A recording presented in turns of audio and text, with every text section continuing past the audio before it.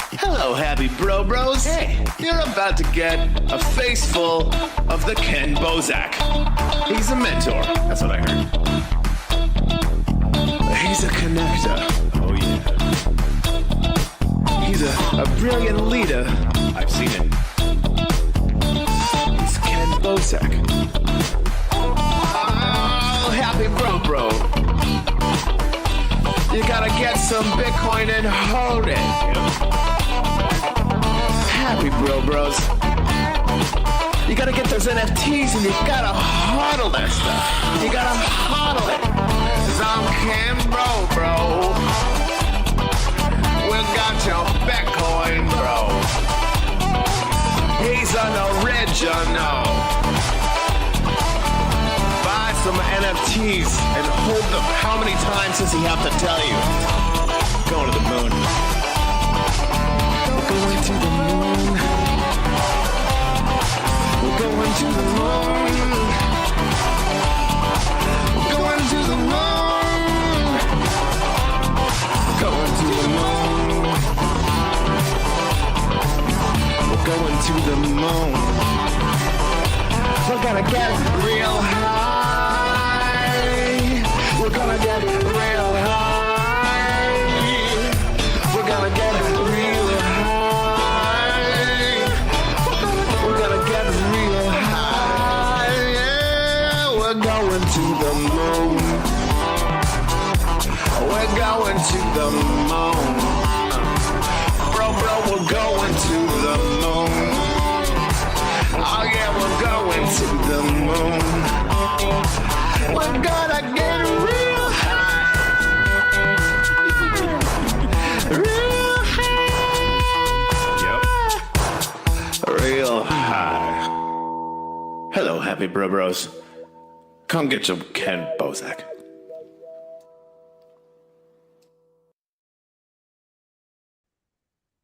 All right, and we're live. You know what it is. Hello. Welcome, everyone. And welcome to Not Another Bitcoin Podcast.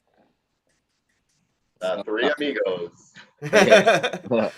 Another ETH Denver guest. We have a couple lined up from ETH Denver throughout the rest of this month. So I guess we could just jump right into it. Trislet, if you want, introduce yourself. Maybe start with kind of who you are, how you got into crypto, and what you're doing now in this space. All right. Yeah, that's a good idea. So I've been in crypto for a long time. I started Bitcoin in like 2013, 2014.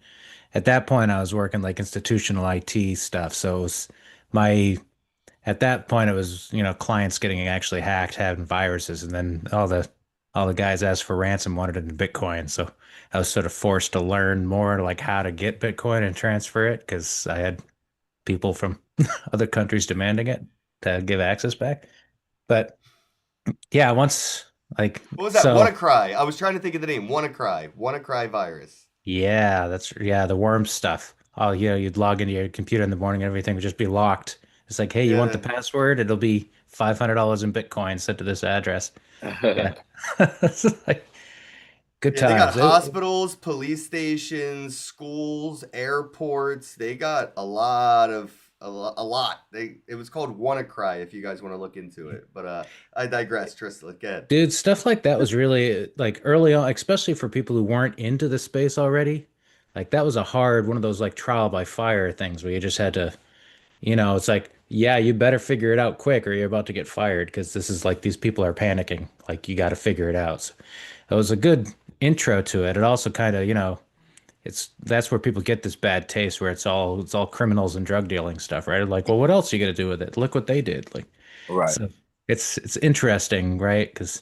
So that was like how I got started, but I didn't really get into it till probably 2016, and that's when I had a computer and I was able to start mining Ethereum and stuff. I was already past the point where I couldn't really mine Bitcoin. Honestly, even at that point, it was already starting to get to the point where it wasn't worth the electricity costs.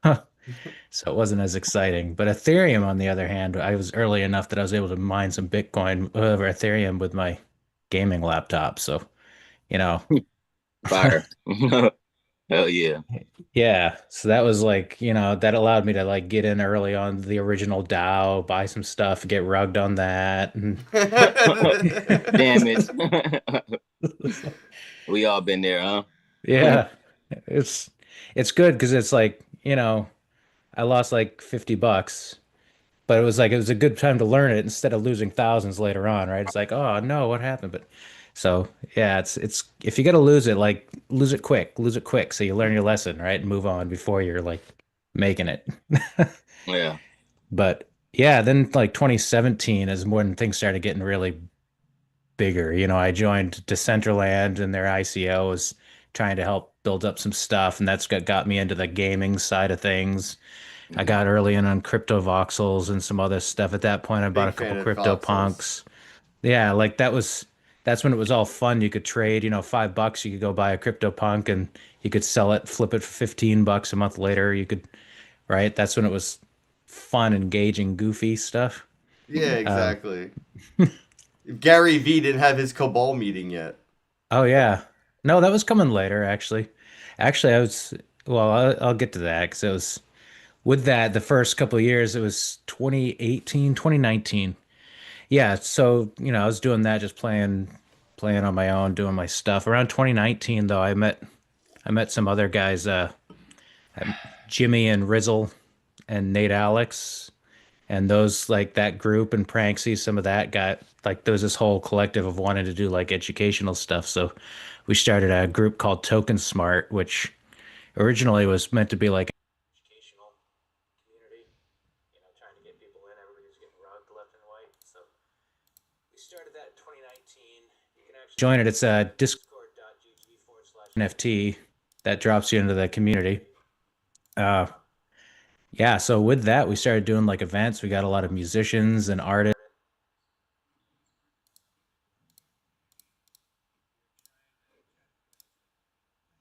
Cool. What wasn't seeing like, oh man, this is gonna rug you, or this is like, oh, they hired somebody who doesn't know what they're doing to write these contracts. You should stay away from it. We were trying to play that role, but it kind of got out of control real quick at that time because yeah, it was a cool mission. It got really hard to keep it going for a while, but yeah, after that I helped with because Jimmy he's did the Avastars project. If you saw that one, that was an early NFT. It's an NFT project, but it was the first one that all the data itself is on Ethereum, Oh, wow. So which it's was not like really a expensive. Pinata Cloud kind of vibe. Right. Yeah, it's not an IPFS. It's actually the SVG files themselves were uploaded to Ethereum, which when we did it, I think we launched it 2020 or 20 it was hundreds of thousands of dollars to upload SVGs directly to Ethereum. I mean, there's a reason you use IPFS. Right. No, for sure.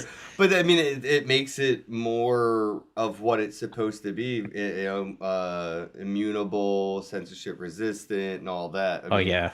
if it's IPFS, it's just like one subpoena away from being an error 404. Yeah. Now that's being in some of those projects was like extreme. Like I still think of it as like a big, like internally, like I think it was an incredible thing to be part of.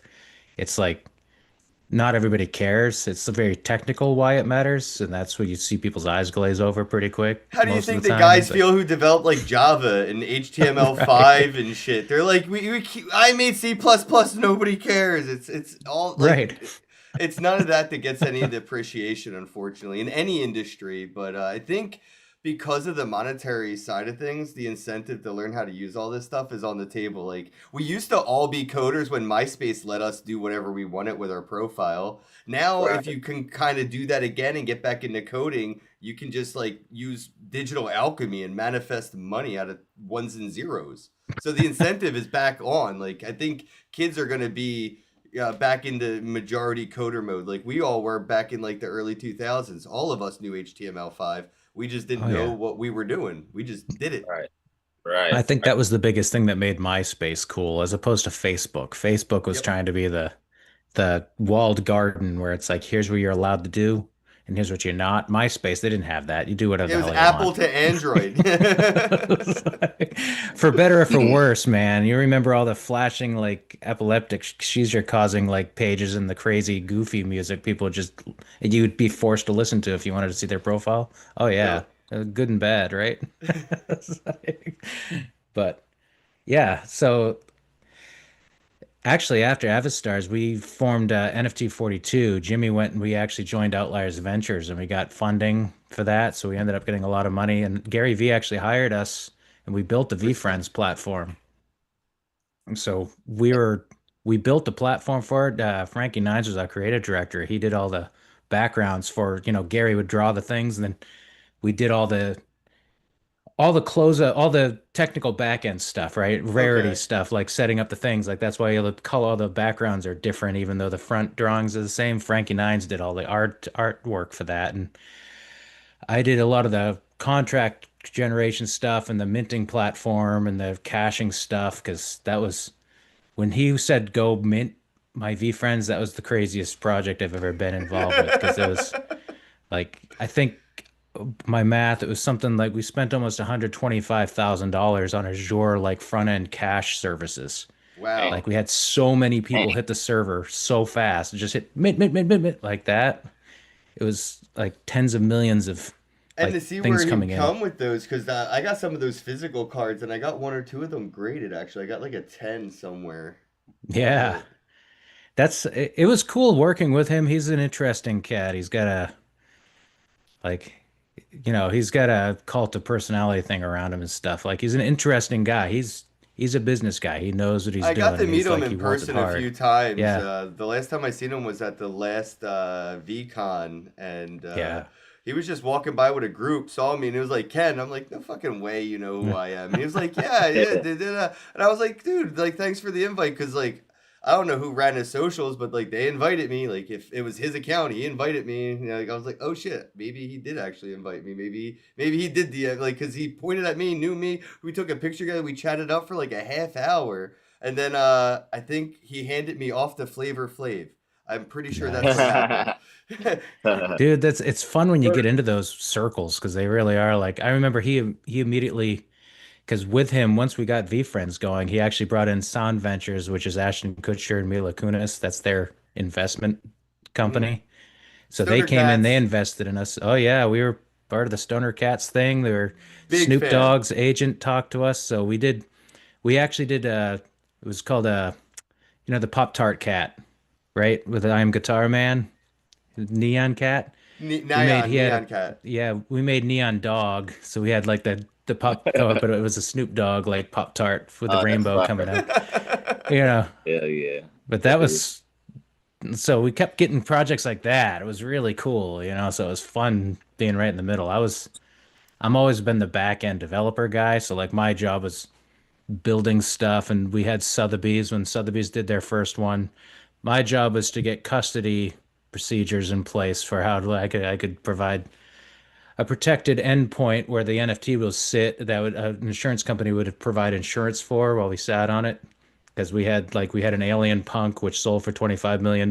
We had Quantum, which was the name coin first NFT that was, so we were custodying all those What NFTs did you while use that was safe enough to get insured through a Sotheby's auction? Like, was it like a Tangent wallet or with multi-sig yeah, or what? I had set up a multi-sig for each individual item, and then I had one of the sign-offs was actually a company in Japan that provided insurance, but they had to have one of the sign-off keys so that when we did proposal ones, when we ingested it, I had to have a whole custody form where I would talk to them. We'd get like facial recognition, so you weren't allowed to move Oh it shit, dude. until I talked to the buyer. Because a lot of the buyers who bought it, it wasn't the buyer. They'd be like, talk to my secretary. Wow.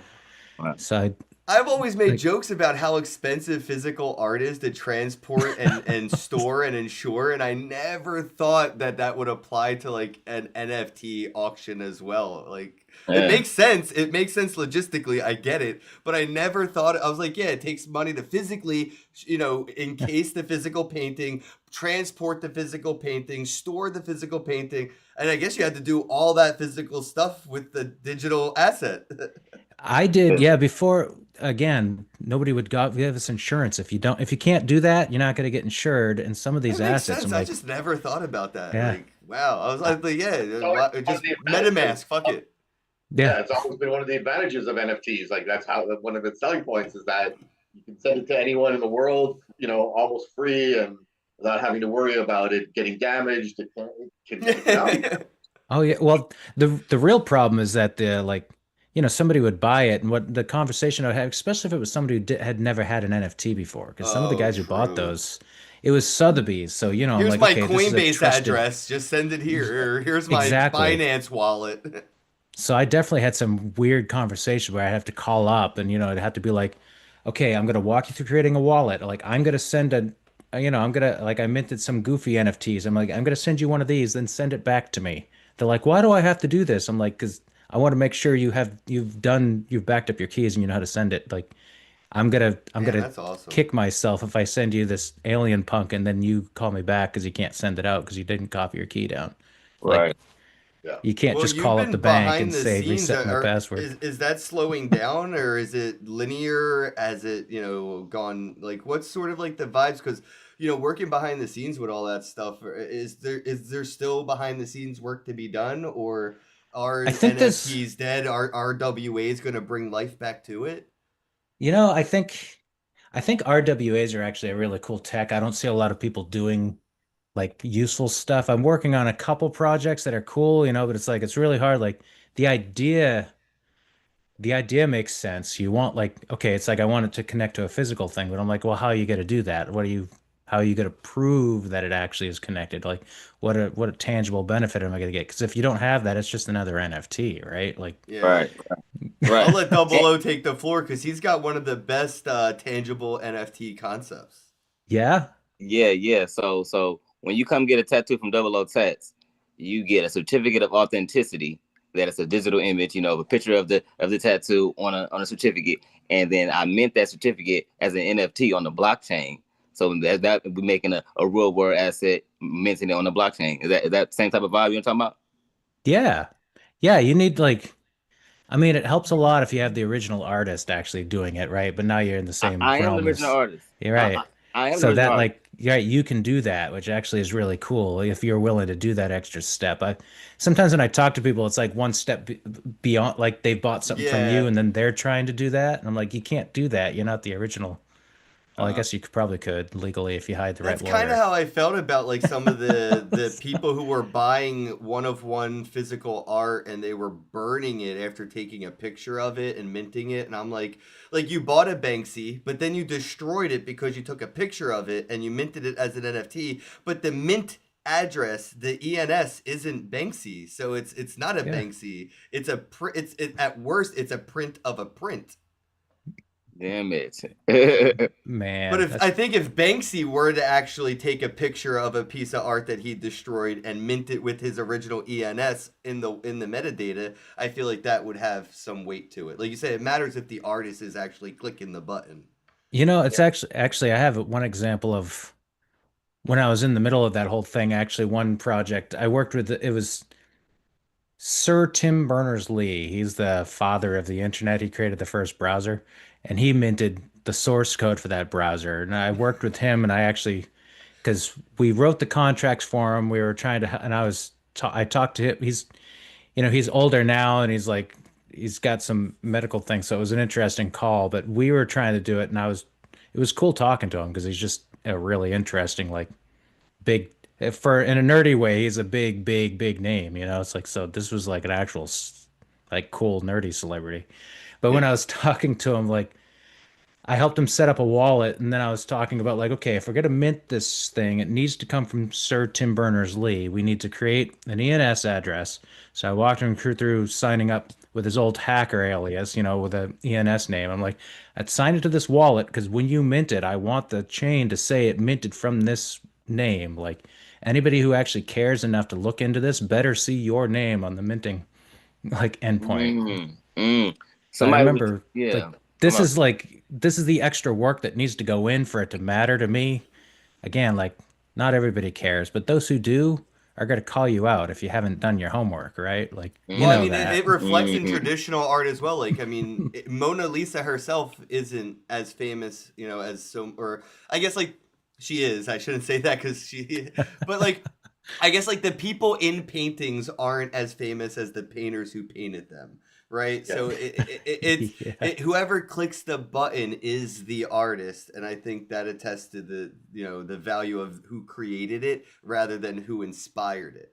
So Yep. like getting him to create the ENS, getting him to click the button, like that is the paintbrush in the hand, the keyboard under the fingers. That makes it more visceral, adds more true value in a space where things aren't tangible.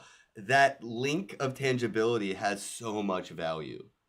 I Yeah. get that. I get that. But I got two things I want to mention. One, I don't agree that Mona Lisa or Leonardo da Vinci is more famous, more recognizable That's than why I Mona say, Lisa. well, her name's in the painting, so it's not. If the painting was named "Smiling Woman," nobody would have known her name. Okay, is what I'm trying to Right, get right, at. That's why I was like, it's right, a right, bad example. right. But I also somebody was just telling me about making an ENS like a double O tats.ens, so that way like that would be like my actual identity on the internet type vibe. Is I that what will that is? tell you, you should have Yeah. never have said that shit out loud until you actually bought it. You're gonna learn so much getting into crypto, bro.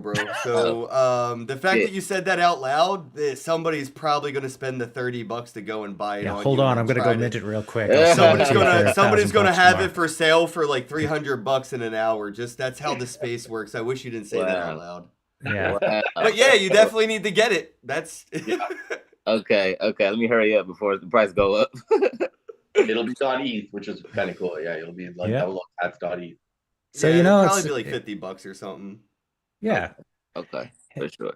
You know, I think going, yeah, what you were just saying is really interesting. Like we're trying to think of what's like what I'm seeing right now. I'm seeing some stuff cool, like some neat stuff bubbling up. A lot of it is not getting funded right now, is what I'm seeing, which is Whoa. frustrating, right? Like the funding stuff is all going towards like who can give you the best APR on your staked USDC, right? Like it's as frustrating as that is, like at ETH Denver, I saw a lot of that. Like, you know, you'd walk, there'd be 15 presentations about literally that same product. Yeah, Mhm. I'm yeah. like, wait, what? Is nobody else, is all the creativity drained out of here? I'm like, I don't think so, because I'm seeing it. One cool thing about running Token Smart, which I'm trying to do some work on it now, but a lot of these artists and creators that went through Token Smart, like I keep in touch with them, they still talk to me, so they'll randomly jump into my DMs with some crazy idea or like, hey, I'm doing this. So I keep seeing that bubble up, and then if it's something I can help with, sometimes I will, or sometimes I'm just like, that sounds cool. Like, let me know when you get further, right? Like, so I see that, but no, most people probably aren't in that circle. So how would you see it, right? Mhm. Right. Yeah, Uh, I mean, I thought by now we'd see Pokemon NFTs official from like Nantech or whatever, you know. I thought something from the legacy would have adopted this through the proofs of concepts that we've had throughout all the years. Like we've had successful proofs of concept. It's there, it works. There's strategies that do work until unfortunately projects have rugged.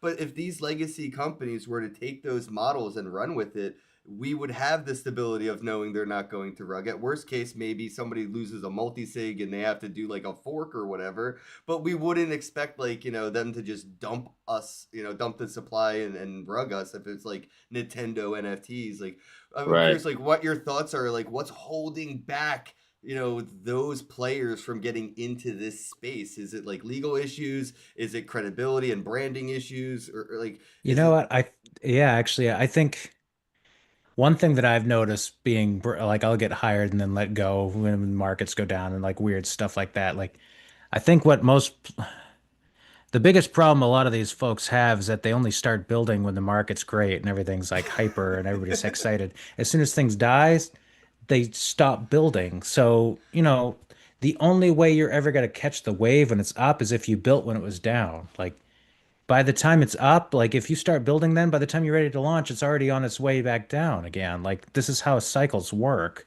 But big institutions, every time I've talked to one guy who was in touch, not Pokemon the game, but I guess because they have this Pokemon is owned by two different things. They actually all the toys, cards, and stuff. Is a different company in the game that did the video games.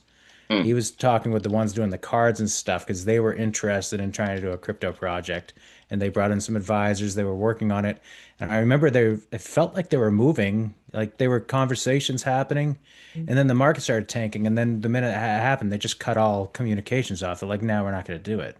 So I feel like we keep seeing that happen. Like they'll dip their toes and they'll start, and then they'll see the market go down. They're like, "Nope, I'm pulling back. I don't want my shareholders to see That happened I in the made gaming this space the most for sure. I saw some Yeah. like Steam and stuff. I think it looked like Unreal Engine and Unity and stuff were kind of getting into like the crypto blockchain tokenization.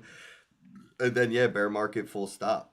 Yeah, so it's frustrating seeing that because it's how do you not see this? Like we've now, I've been through there's probably been 7 or 8 cycles since, I've gotten in like big cycles that are like massive, like like life-changing gains and life-changing losses. Like that's how crazy the cycles are. Like how can you not see this pattern that you have to be building when things are down to have any hope of succeeding when it goes back up? But Right. Or just like I- overlapping technologies. Like there's like NFC tags and RFID stuff that's so cheap and affordable in mass production.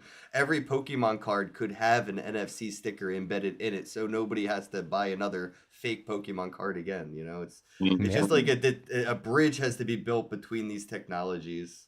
IoT needs to get more funding.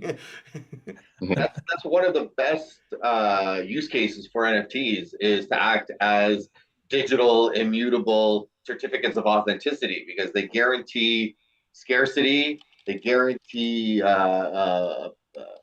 authenticity, and they guarantee ownership at the end of the day. Like if somebody, if you have a Rembrandt in your home and somebody breaks in and steals it, they sell it on the black. There's always buyers for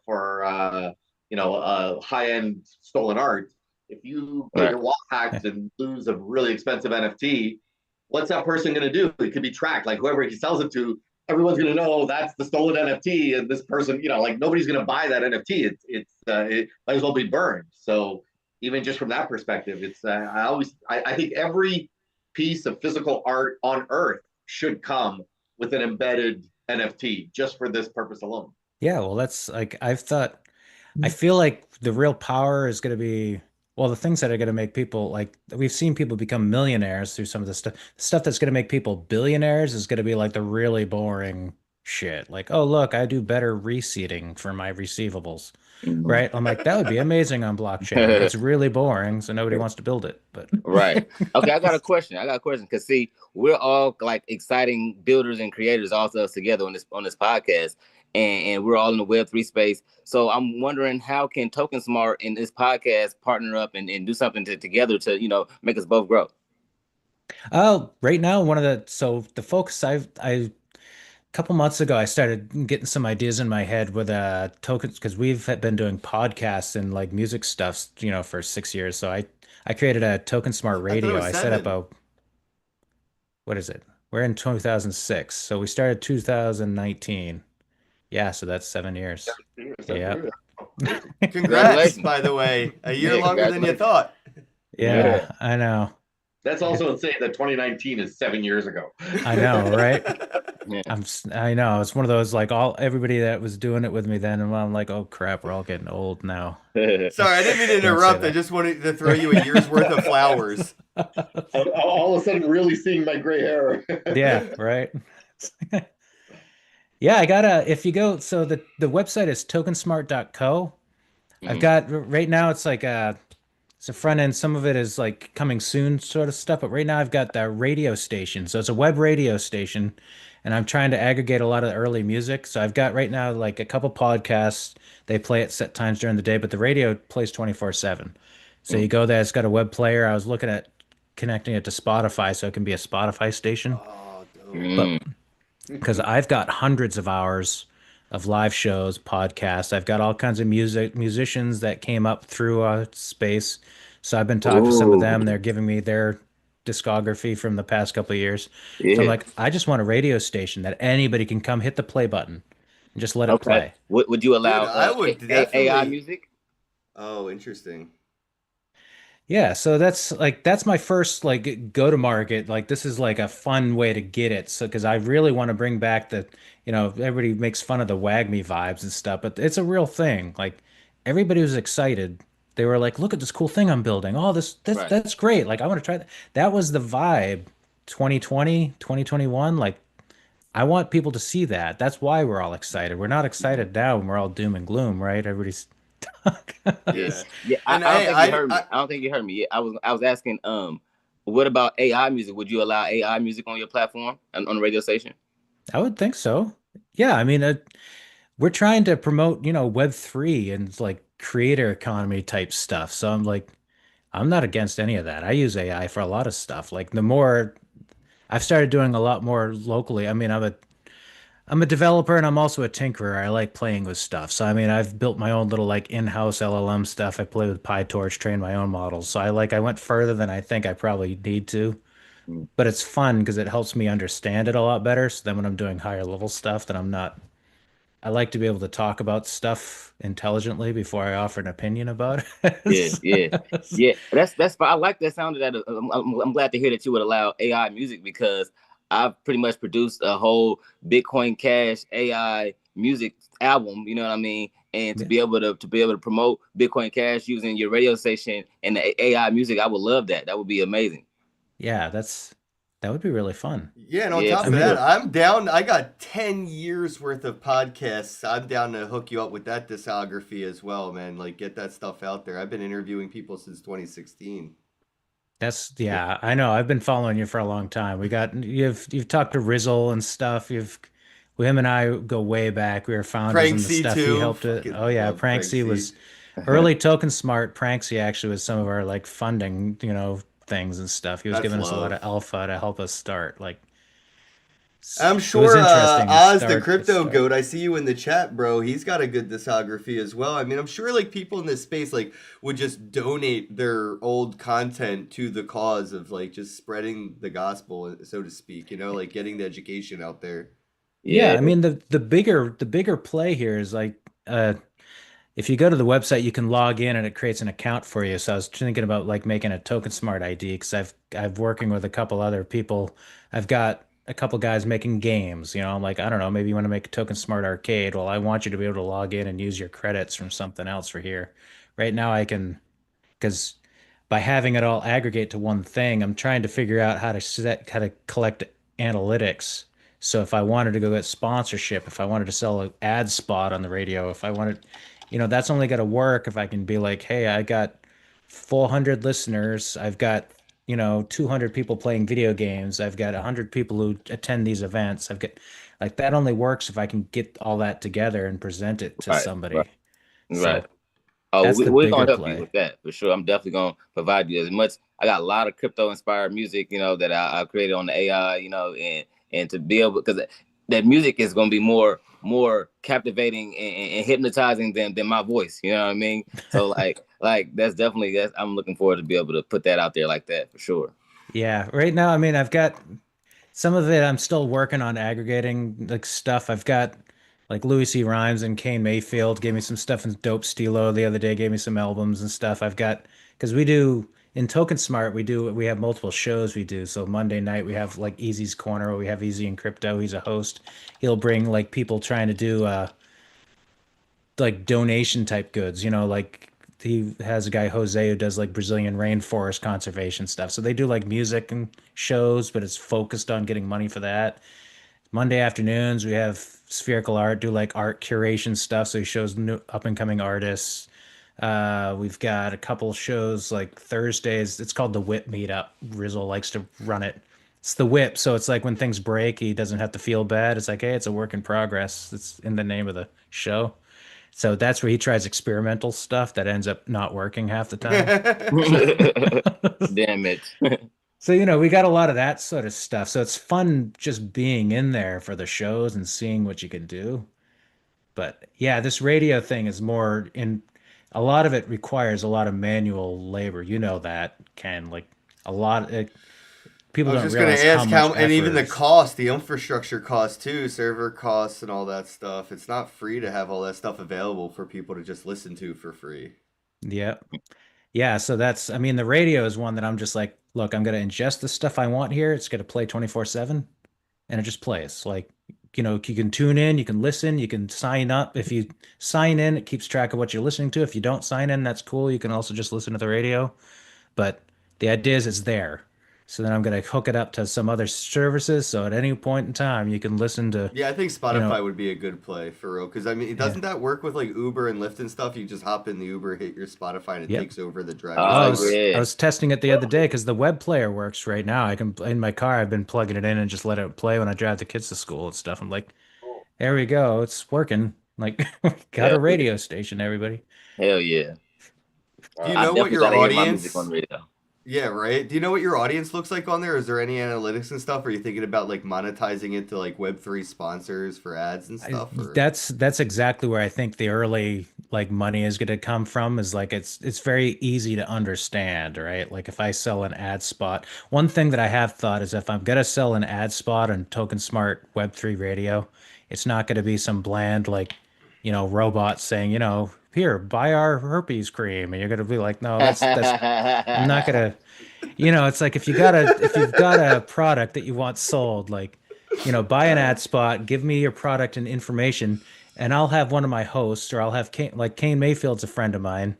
It's like I'll have him read your ad, and it's I like, and think I that's the type just of ad I invented want on my something radio. right now while you were talking in my head. I think I just invented some new technology. All right, so if you're listening to a radio station, you can't like scan a QR code. You can't really like, take your camera out and like have it do the link thing. Maybe somebody could develop a thing that's sort of like a QR code scanner, but it's an audible one. And we could use frequency pitching during radios to say, hey, take your phone out. It'll listen like sort of like Shazam or Soundza or whatever. It listens to Wow. the frequency and then it opens to the website. And that way it'll Wow. put in the referral code and all that metadata that you need, right? Wow. Somebody should invent a thing that listens to the radio so when an ad is going on, in the background, I can't hear it, but my phone can hear it, and it's and then my phone just opens the website, sort of like scanning a QR code. I don't know exactly how to explain what I just invented, but I think smart people will hear it and Yeah. somebody will build it. Yeah, Dude, that bro. would be cool. That was fucking genius, bro. Like you just struck again. Ken Bozak strikes again. What the fuck? Like I can see that clear as day. Being up riding on the radio and then just be able to press. All right, listen. Now your phone's listening to the radio, and now it automatically goes to the link that this advertised. That's perfect. Like Right. With like that that's referral genius. code, discount code, all that already in the meta. I don't know Yeah, why my yeah. brain did that, but we were talking about it and I don't know. It just does things. That could be cool as hell. I Hey, could see doing Oz the something like Crypto that. Ghost said, Yeah. idea stolen. Steal it because Done. I just want it to exist.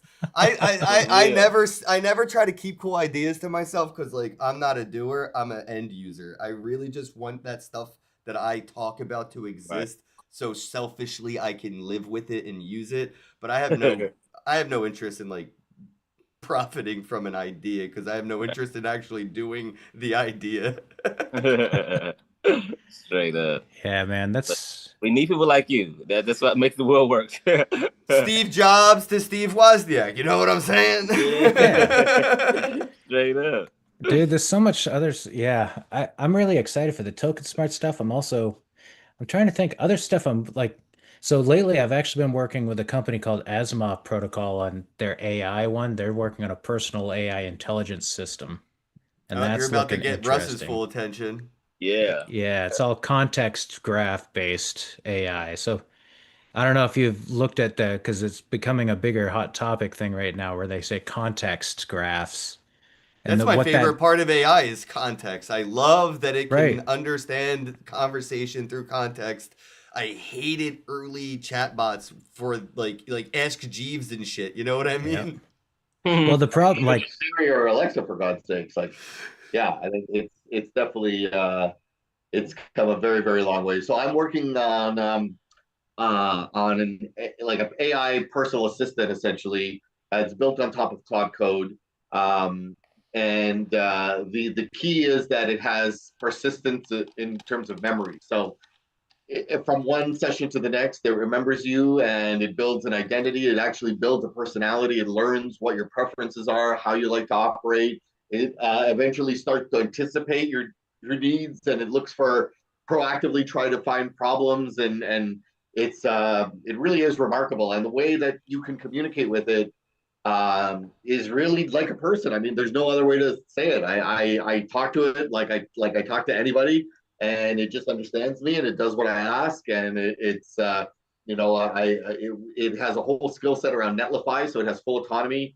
And so I give it domains, and it can just build websites. We work on it. I say, okay, move this here, change the color here, change this here. It just does it. And I say, okay, perfect. Upload it to this URL. Boom, it just does it. Like somebody asked me, what is it building in? CSS, HTML. I'm like, I don't know, and I don't care. The end result is the only thing I need, and it's perfect. And it's like what would take me working with a team of developers a week, I can do by myself with no coding knowledge in under an hour today. It's really like it's not just 10xing my productivity, it's almost 100xing, I feel like.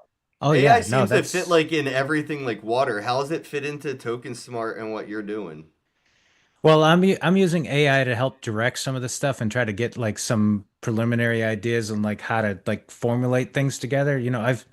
I'm really good at coming up with like top level ideas, but then I'm like, either I get too far in the weeds and it never actually gets launched because I'm like so busy trying to like do it. Like AI's helped me cut through that stuff a little bit. Like, here's the global piece. Like I'll build half of it and then I'm like, okay, AI, go through, clean up the rough edges here. It's like, I'm like, my UI sucks. I know it does. Like, take a look at it, tell me what's wrong, and give me some better I paths. should just give AI all my good ideas and build my own little Parallax dev that could just take my ideas and actually do it. Open source. I'll open source everything too. Everything I make will be open source. Okay, so just as an example, this came up in a conversation I was having with a friend, and we started talking about Monday.com. I don't know if you're familiar with that site, but it's it's a $14 billion publicly traded company with 245,000 customers. And my Parallax, which is the name of my AI, he built a completely disruptible model in like, I don't know, 15 minutes with an entire plan of how to execute it, how to roll it out. And I'm telling you that like this is something I'm going to take on, and over the next few months, I'm building a replacement for Monday.com. I'm going to short their stock before I announce anything, but it's going to be like the power of democratization is mind blowing. It's hard to wrap your head around the fact that in the past, there were massive barriers to entry, specifically coding skill and knowledge that took years to accumulate and years more to master and perfect. And coders were always in demand. And today, like, it's over. There was one I shared this. I think I shared it with you guys. I can't remember. Anyway, one of the top coders on Twitter, followed by hundreds of thousands, maybe millions of people. And he was asked the direct question. He was talking about ChatGPT, and he was asked the direct question today, how much coding are you actually doing? And he's like, zero. I don't code anymore. He's like, and I don't miss it. Computers always operated this way. There's a really scary example of like this, use case. It came across my radar this morning. I haven't had a chance to throw it your way yet, Russ, but Worldview is the context of AI mapping, refers to several advanced, often browser-based intelligence simulators and satellite imagery tools, uses artificial intelligence to analyze, virtualize, and map Earth in near real time. Yeah. Go check out Worldview, made by AI. Some dude basically made NSA level spy gear. Like, you can hop into CCTV anywhere. You can see the weather anywhere. It's literally like that movie Eagle Eye with Shia LaBeouf or whatever. It's like a God's Eye map called Worldview. And some dude just made AI and put all these websites together, and now it's this like super advanced spy satellite map thingy. So that's the scariest thing that's come out of AI so far for me, is like people are using it to put things together to make something that at some point would be impossible. Even though all these things existed, nobody was able to put it all together. AI said, oh yeah, these satellites, you have CCTV, you have this, you have Google Earth, you have that. I'll just make a cake out of it. It's interesting because it's like there's so many there's so much fear and misunderstanding, right? It's like everybody I talk to is either like, we're all gonna lose our jobs, we're all gonna starve to death, or Terminators are gonna kill us all. I'm like, there is no, I feel like I don't think either one is really like the outcome. It's gonna change things. It is going to change stuff. There's gonna be some jobs are made obsolete, like not all jobs though. And there's like a lot of opportunity to figure out, but it's you're gonna have to think outside the box a little bit to find those opportunities, but they're not going away, right? Like the minute you start thinking that, you start feeling, what can I do? Like, oh no, the world's falling apart. I'm seeing that happen around me a lot. Like people who know it are like, oh, oh no, what are we gonna do? And other people are like, it's not that big a deal. I'm like, Well, it no, it is a depends, big right? deal, We look actually. how long it took for the internet to kind of kill the newspaper and the Oh yeah. magazine. Like they're hanging on, but and then we're seeing it at an exponential. So I could see the generational detachment being the case where it's like, oh yeah, no, this is the end of the world as I know it because I'm in my 40s or 50s, and at that point, it's kind of it feels too late to even get involved. So most people in the 90s when AOL, 56K dial up, like if they were in their 40s and 50s, they ignored it. And still to this day, the internet really isn't a part of their life. And I could see the same thing sort of happening with AI, blockchain technology, where like we're 1%, 2% mass adoption on the world scale. So the age may vary. But when we start to see like 51% mass adoption in the technology, it'll be people in their 20s or younger. And most of the world in their 40s, 50s, they'll ignore all of this technology as if it doesn't exist in their reality until they age out and it's the common nomer, right? Like we're starting to see that now with the internet. Most people that are alive right now use the internet. We're just Yep. starting to see our great grandparents who had the chance to touch it, but they were so old they ignored it. They're dying off. That generation is leaving us. I think we'll see a paradigm shift in the same way with this technology, AI and blockchain, where people are just we're just gonna have to age out of being alive. Like it's just we hold on to old ways as a majority. So this is all for the youth right now. People that are probably 16 or younger. That generation when they're my age, this will be just like the internet is to us now. Like I Oh, can't get a bottle of water without the water using the internet in supply chain or payment processing or something. A bottle of water uses the internet. An apple is using the internet. And I think very similarly through supply chain and everything else, we'll see AI and blockchain touching apples and bottles of water too. Just yeah. we'll be I ignoring think it.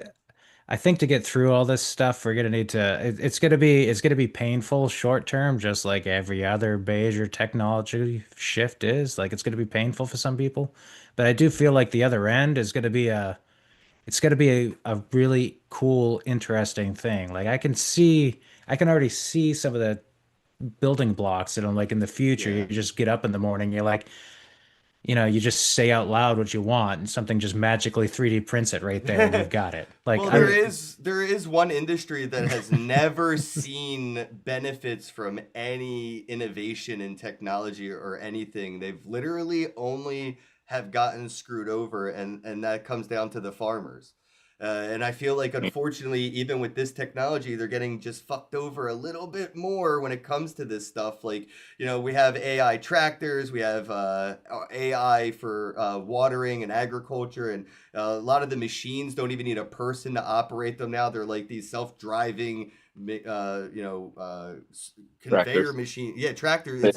It's just like I feel like how do we sort of make sure industries as a whole don't get left behind and unmanned, even if dude, it I feels like it doesn't make sense. Like it feels like stupid to have to go and grow and pick corn. Like, but that stupid job, somebody's livelihood. They love it. They've done it their whole like their families have done it. Just because a machine can do it better and make that farmer have more free time to do whatever maybe they wanted to pick corn with their free time. Right, right. well, now that I'm seeing it's interesting because now that we're seeing big institutional players come in, and now they're kind of taking over the Bitcoin Ethereum thing.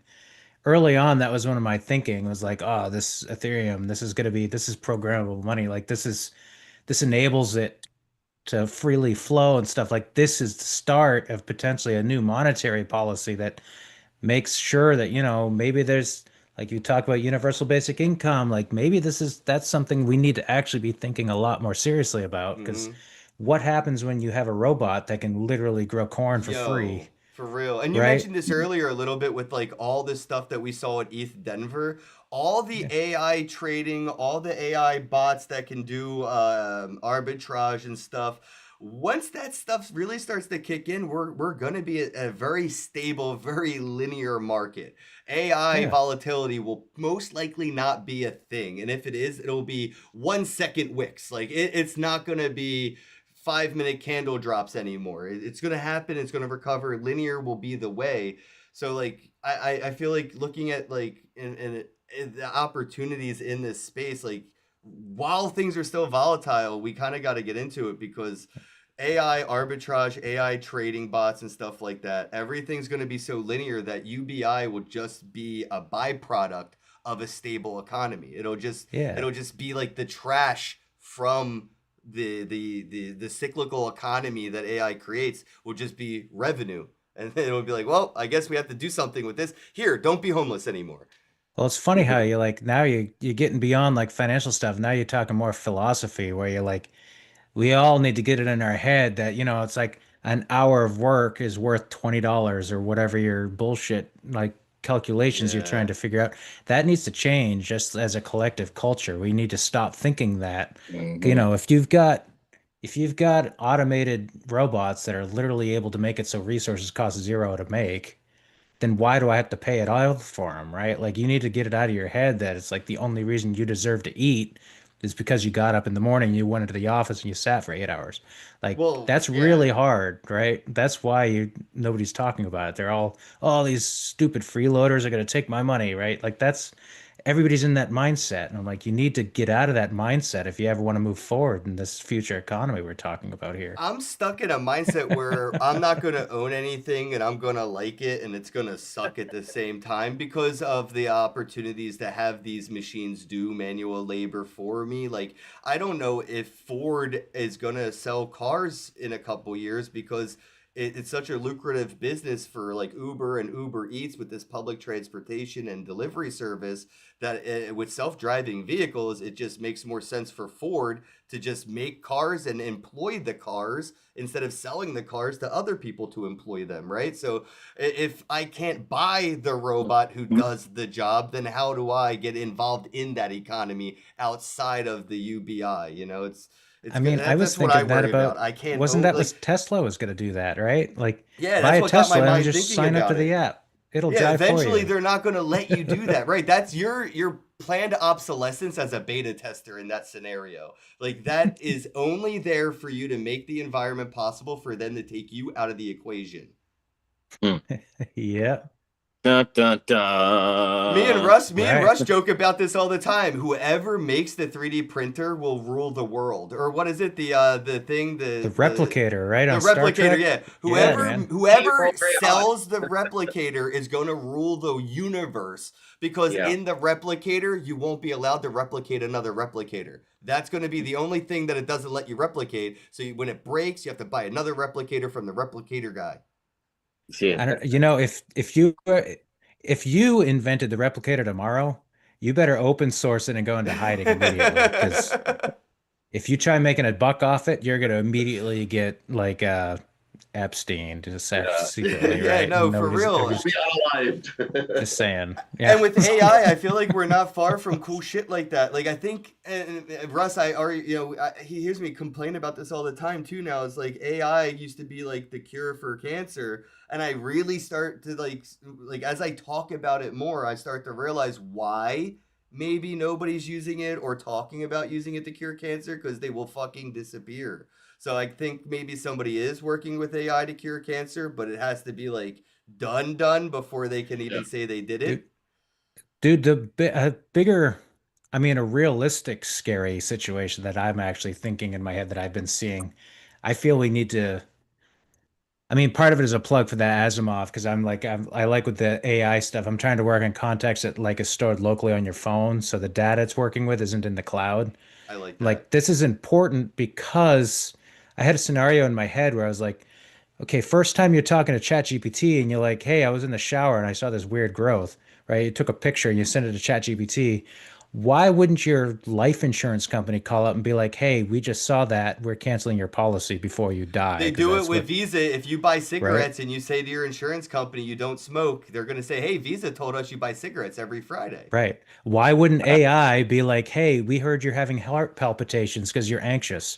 Your health insurance Or your premium smartwatch. just went up. Exactly. Yep. Like, why isn't it already doing that? It might be, right? Like, oh yeah, we heard you were No, for sure. drinking at a party the other day and then you drove home. Now your auto insurance is higher because they know you're driving drunk, right? Like, Damn. this is the invasion okay, of privacy. That's like, Yeah. We That's have a gonna couple happen. of I can see that one happening. question that's completely unrelated to everything else, but it's been bothering me for the last hour. Are you saying that tokens are smart, or are you a mart for tokens? Which is it? You son of a bitch. I was going to say that. we're saying, yeah, it's like token smart. It was like one of those. It can't be both. You gotta be smart about your tokens and what you do with them, right? Like, I like that. Started as Somebody an should do education tokens mart next. But the URL would be the same. That's the point, right? Like, right. You know, at one point I started actually on an online university because I was going to when we had funding and I had all kinds of like Gary V behind me because he would like promote it. Like I was trying to build an online university and I was calling it Token Smart University because it was TSU. I was like, dude, this is sweet. I had little logos made up with like, I'm like, I could slap that on a shirt. Like that looks badass. See, that one's clear because then the S stands for smart. So then Right. it's token smart, right? You got some ambiguities. You could go either way depending on the audience. That's so awesome. I guess we can kind of wrap things up. If you want to like let people know your socials, your Discord, your communities, stuff where people can get involved and join Token Smart. Yeah, I'm Trislet. I'm Trislet in everything. I go out of my way to try to capture it on everything. My email's trislet@gmail, my Twitter handle, Telegram handle, Discord handle, everything else. Token Smart, we have the vanity URL NFT. So on Discord, if you type in NFT, it'll drop you in Token Smart. Cool. The website is tokensmart.co. We didn't get the .com because .co was the big one at the time. So it's tokensmart.co. And that's where you can see all the other links and everything we're doing with that. As a nerd who does nerd things, why haven't you used Unstoppable Domains or FIO or one of the other like browser-based alternatives in Web3? Just out of curiosity, you seem to be hands-on with this nerd stuff, and I do complain about how we don't use enough. I don't even use it really, but like, why not Unstoppable for the website? So you're right in that from a technical standpoint and nerdy standpoint, where it's like that would be, but part of my mission with Token Smart is to get average normal people into a spot where it can be like a trusted community to learn more about the space. And anytime you start introducing that, I find it just turns people off. Yeah. So it's easier to just say, yeah, just go to a browser, type this in. Like it's basically that. Tokens actually with the website, you can go in like when you sign in, you can sign in with a wallet. It's secondary. The first one is Google Auth. Log in with your Google account. I'm not gonna mess with this and throw you through a weird loop where you'll never actually get into the site, right? That's what keeps happening. So sign in with your Gmail account. If you want to make a donation, I have Stripe, pay it with a credit card, done, right? Like we need to start there and then we can go deeper. Yeah, definitely. No, 100%. I would have been like, I should have asked that because I need to start using stuff like that too. But you're right. It's just hard to get people from Web 2 into Web 3 when they have to leap into Web 3 just to get started. It took me years to learn that. Like I'm pretty nerdy and I like tinkering. No, most people aren't though. All right, Trislet, thank you for your time. Everybody, thanks for watching. Shout out to Oz, the Crypto Goat, for being in the chat. Much appreciated, bro. Love you guys. It's tokensmart.co. This was Trislet, and I'll catch you guys. Check out the radio and have a day. Awesome. The show. Thanks, everybody. Hello, happy bros. Hey, you're about to get a face full of the Ken Bozak. He's a mentor. That's what I heard. He's a connector. Oh, yeah. He's a brilliant leader. I've seen it. He's Ken Bozak. Oh, happy happy bro. You gotta get some Bitcoin and hold it. Happy bros.